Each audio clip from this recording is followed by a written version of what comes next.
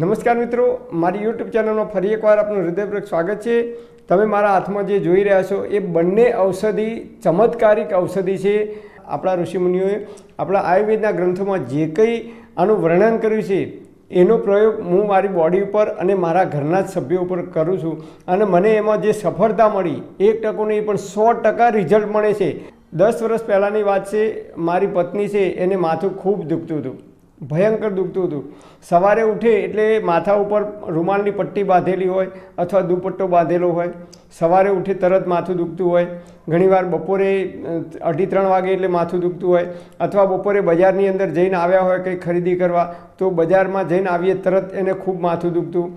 ઘણીવાર કોઈના મેરેજ પ્રસંગમાં 2 દિવસ માટે બહાર ગયા હોય તો બહારથી આવીએ મેરેજ પ્રસંગમાંથી તો એને માથું ખૂબ દુખતું। મહેસાણાની અંદર મહેશભાઈ ત્રિવેદી સાહેબને બતાવ્યું તો એમને 6 મહિનાની દવા આપી, એ દવા ખાધી। પછી નિલેશભાઈ દીક્ષિત સાહેબને બતાવ્યું, એમને પણ દવા આપી, છતાં પણ કોઈ ફેર ના પડે। દવા ખાય ત્યાં સુધી સારું રહેતું અને દવા જ્યારે બંધ કરે એટલે પાછું એના એ પ્રોબ્લેમ ધીમે ધીમે ચાલુ થઈ જતો। તો અમે બધા જ રિપોર્ટો કરાવ્યા, બધા જ રિપોર્ટો નોર્મલ આવ્યા। માથામાં કોઈ ગાંઠ હતી નહીં કે કોઈ ટ્યુમર હતું નહીં, કોઈ તકલીફ હતી નહીં। પછી અમને એક જણને સલાહ આપી તો પાટણની અંદર ડૉક્ટર કાંતિભાઈ પટેલ જે ઉત્તર ગુજરાતની અંદર ફેમસ છે, એમનું નામ મગજના ડૉક્ટર તરીકે, તો એમની પાસે ગયા તો એમને દવા આપી તો થોડોક સમય સુધી સારું લાગ્યું, પણ નિયમિત દવાઓ લાવી અને ગળવાની શરૂઆત કરી દીધી તો જ્યારે દવા ગળીએ ત્યારે એને માથું ઉતરી જાય, સારું લાગે। કે આપણી બોડી છે વાત, પિત્ત અને કફ 3થી બનેલી છે અને આપણી બોડીની અંદર આમાં વાત, પિત્ત અને કફનું જ્યારે ઇનબેલેન્સ થાય છે ત્યારે આપણા શરીરની અંદર રોગ થવાની શરૂઆત થાય છે અને એ પ્રમાણે રોગ ઉત્પન્ન થાય છે। તો મેં મારી પત્નીને જોયું તો એના બોડીની અંદર વાયુની પ્રકૃતિ હતી, એને વાતનો પ્રકોપ થતો હતો અને એ વાયુ ઉધ્વ ગતિ કરતો, ઉપરની તરફ જતો તો ઘણીવાર એને છાતીમાં દુખાવો થતો, ઘણીવાર માથું દુખતું। તો મેં ચરક ઋષિ ચરક સંહિતામાં જે ઉલ્લેખ કર્યો છે એ ઔષધિ ઘરે લાવ્યો અને એનો પ્રયોગ કરવાની શરૂઆત કરી તો આજની તારીખમાં 1 પણ રૂપિયાની દવા લીધા વગર કે દવા ખાધા વગર એને બિલકુલ માથું દુખતું નથી। આ સત્ય ઘટના છે।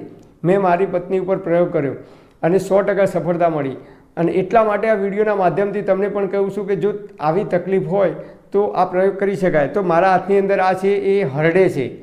આ હરડે, આખી હરડે હું બજારમાંથી લાવું છું, પાવડર ક્યારેય લાવતો નથી। આખી હરડે બજારમાંથી લાવવાની, એને ધોઈ સૂકવી દેવાની અને પછી દેશી ગાયનું શુદ્ધ ઘી હોય અથવા લાકડાની ગાડીનું દિવેલ હોય તો એની અંદર સાતળી દેવાની તવી ઉપર થોડી વાર અને પછી 24 કલાક મૂકી રાખવાની અને પછી એને ભાગવાની, એની અંદરથી ઠળિયો કાઢી દેવાનો અને બાકીનો જે ભાગ હોય એને જીરો ભૂકો કરી અને પછી મિક્સરની અંદર દળી અને આ રીતે પાવડર બનાવીને ઉપર સ્ટીકર મારી દેવાનું, ડેટ મારી દેવાની। 90 દિવસ સુધી તમે આનો ઉપયોગ કરી શકો। પછી આની જે એફિશિયન્સી છે એ ધીમે ધીમે આની તીવ્રતા છે એ ઓછી થઈ જાય છે। એટલે બધી હરડેનો પાવડર બનાવી દેવાનો નહીં, પરંતુ તમારે જરૂર હોય એટલી જ હરડેનો પાવડર બનાવવાનો, 100 ગ્રામ કે 200 ગ્રામ તમારે જરૂરિયાત હોય અને બાકીની હરડે મૂકી રાખવાની, જેમ જરૂર પડે એમ એનો પાવડર બનાવી જવાનો। તો આ હરડેનું સેવન કરવાની શરૂઆત કરી અઠવાડિયામાં 2 વખત તો એના શરીરમાં જેટલી પણ ગંદકી હતી, ખરાબ કચરો હતો, એ તમામ ખરાબ કચરો ધીમે ધીમે દૂર થવા લાગ્યો અને એનું પેટ એકદમ સાફ થવાની શરૂઆત થઈ ગઈ।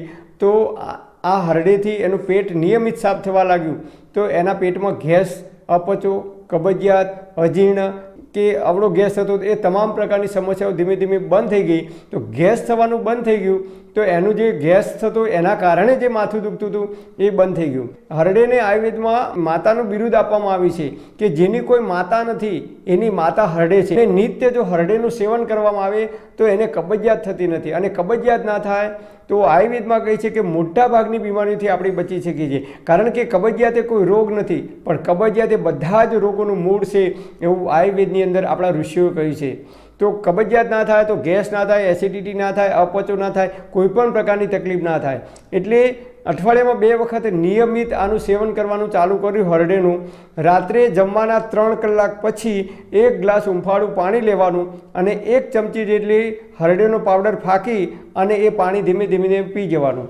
નિત્ય તમે આ પ્રયોગ કરશો, અઠવાડિયામાં 2 વખત આનો ઉપયોગ કરશો તો શરીરમાં જેટલી પણ ગંદકી છે, તમામ પ્રકારની ગંદકી એ બધું જ દૂર થશે અને તમારું પેટ એકદમ સાફ થવાની શરૂઆત થઈ જશે। પછી બીજી એક ઔષધિ બનાવી જેને આયુર્વેદની અંદર સૌથી બેસ્ટ ઔષધિ માનવામાં આવે છે, એને રસાયણ ચૂર્ણ પણ કહેવામાં આવે છે. આમળા, બેહડા અને હરડે એનું 1:2:3 એટલે કે 100 ગ્રામ, 200 ગ્રામ, 300 ગ્રામ એ રીતે આપણે આનો પાવડર બનાવવાનો છે. આ પાવડર પણ હું ઘરે જાતે જ બનાવું છું, બજારમાંથી લાવતો નથી. તો હરડે લાવવાની, 100 ગ્રામ પાવડર હરડેનો લેવાનો, બેહડા લાવવાના, 200 ગ્રામ પાવડર બેહડાનો લેવાનો અને આમળા લાવવાના અને આમળાનો પાવડર બનાવી અને 300 ગ્રામ પાવડર આમળાનો લેવાનો. આ ત્રણેયનું મિક્સ કરો એટલે એને ત્રિફળા ચૂર્ણ કહેવામાં આવે છે. અને એના ઉપર તારીખ લખી દેવાની, કાચની બરણીમાં પેક કરી દેવાનું. તમે જુઓ અત્યારે પૂરું થઈ જવા, ખાલી થઈ જવા આવી છે, કારણ કે નિયમિત અમે ઉપયોગ કરીએ છીએ. એટલે આનો નિયમિત મારા ઘરના તમામ સભ્યો અમે નિયમિત આનો ઉપયોગ કરીએ છીએ. દરરોજ રાત્રે જમવાના 3 કલાક પછી 1 ચમચી ફાંકી કરી અને હુંફાળું પાણી પી જવાનું. તો તમે નિયમિત આનો ઉપયોગ કરી શકો છો. 90 દિવસ સુધી ઉપયોગ કરવાનો, પછી 15 કે 20 દિવસ ઉપયોગ બંધ કરી દેવાનો અને પછી ફરીથી ચાલુ કરવાનું. તે 90 દિવસ સુધી ઉપયોગ કરવાનું. આમ તમે આનો નિયમિત ઉપયોગ કરી શકો છો.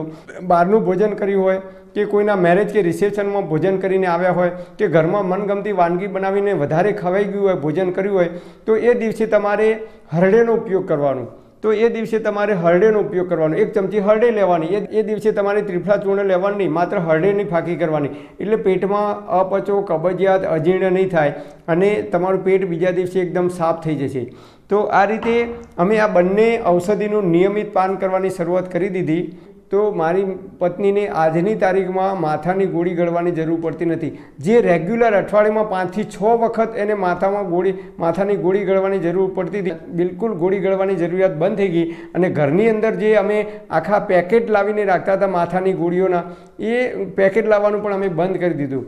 તો આયુર્વેદની અંદર આપણા ઋષિઓએ જે ઔષધિ બતાવી છે એ ખરેખર આપણા બોડી માટે અદ્ભુત કામ કરે છે. પણ હા મિત્રો, તમારે કોઈ ડૉક્ટરની કે વૈદ્યની દવા ચાલતી હોય કે લાંબા ગાળાની કોઈ બીમારી હોય કે મગજમાં કોઈ વાગ્યું હોય, ઓપરેશન કરાવેલું હોય અને એના કારણે તમારે જો માથું દુખતું હોય તો તમારે ડૉક્ટર કે વૈદ્યની સલાહ લીધા પછી જ આ પ્રયોગ કરવા માટે વિનંતી.